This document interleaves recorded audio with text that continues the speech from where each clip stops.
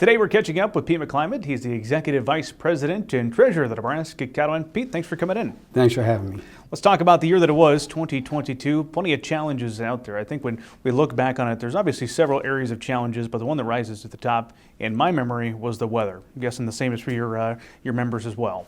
Exactly. We had a little experience a decade ago, 2012, but this makes that look very nominal compared to what we went through. The fires, the lack of grass, the lack of feed, the management of cattle. So producers have had to scramble and they've come through it. But we need to pray for Mother Nature to do her thing here for the next few years to get caught up. In addition to weather, there's some other challenges that cattle producers faced across the state of Nebraska that they didn't necessarily have a role in. They were just, there was the cause and the effect, right? Talk about some of those. Yeah, a couple other things that were out of anybody's control that had a major impact. Early February, late February, we saw Russia invade Ukraine, and Ukraine is a very large producer of grains, especially wheat. So that had a huge ripple effect, not only on markets, but inputs, and so we're still dealing with that. And then, too, we're in a recession. I think everybody's getting comfortable saying that awful word, but as you look at all the things that are going on, it's having an impact. So producers are having to deal with things that are completely out of their control to stay viable and profitable.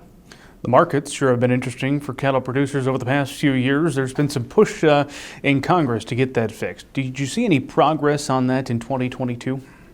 Yes, and we're grateful to our member and good friend, Senator Deb Fischer. So she did tremendous work. There's a lot of things that had to happen at her level to see progress, and I don't think it's over, but for this round, it didn't go anywhere. So she's listened to producers. She's taken our input.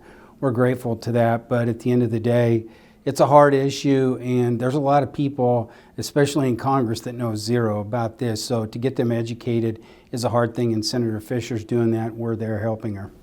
That was 2022. Let's turn here where we're at in 2023. What are some of the key things you think that are going to be impacting cattle producers and the Nebraska Cattlemen here in the new year?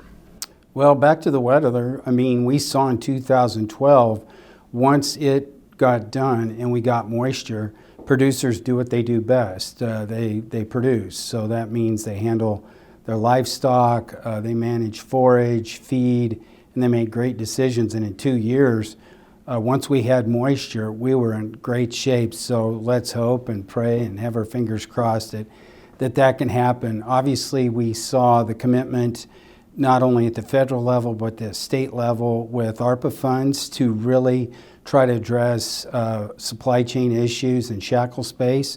So thank you very much to the city of North Platte, the producers in that part of the state, the legislature, the appropriations committee to support sustainable beef. That is a huge win. And so, it's going to be at least 2 years until it's finished. And you saw a lot of it at the local level too. And so people want to know where their food comes from, and especially meat. And so we've seen a lot of people do the right thing, step up, and consumers enjoying that direct marketing from producers. All right, 2023, you're set to retire. Congratulations on that. Talk about the decision to do so and finding your replacement. So it's been almost 10 years by the time I'll walk out the door officially. There was a lot of things that came together, a lot of streams that came together to a river to come up to that decision. The biggest thing that was a motivation that's been part of my thought process is associations, you either have two types of exec. You have one that's a lifer. Jim McGagna, who's been at Wyoming Stock Growers, he's been there for decades, and he's terrific, he's talented, he's productive. But then, a 10-year window is a time to have an impact, and it's also good, just like in our producers, hybrid vigor. And you have to have somebody come in with new ideas, really have the want to get things done. And we're going to have and have had some turnover in our staff. And I truly want my successor to have the ability to pick their people, pick their teams so they can move forward. And so we've got a great membership. They're doing a good job. They're looking deep at getting a quality candidate and somebody in in the position. So I'm really looking forward to that, and I will do whatever I can to support that person once selected. What's the best piece of advice you can offer your successor when they're named?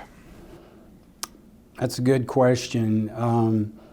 First of all, listen, because whatever person is selected, they're not going to know everything.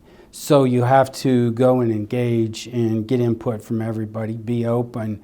And as we've had here, is we joked, the fact is, since the bomb cyclone of March of 19, we've had numerous black swans, to the point I'm going to tell the governor we should change the state bird to a black swan, because you're going to need to have thick skin, because people need you to help, and people are passionate, and sometimes that passion comes out and is very pointed, and you better be able to handle it and make them still feel welcome and try to help. And so if you can do all those things, you'll do a great job, I believe.